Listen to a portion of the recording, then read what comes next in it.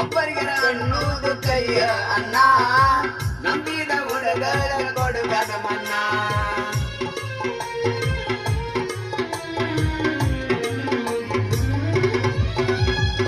ನಾಚಿಕಿ ಬರಬೇಕ ನಿನಗ ಚಿನ್ನ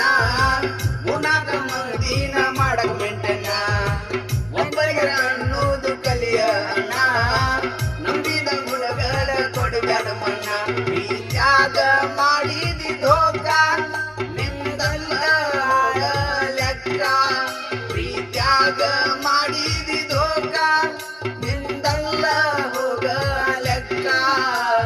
ಎಂದಿದರೇನ ರಗಡ ಅಂದಿದರೇನ ನಿಯತ್ತಾಗಿರಲಿಕ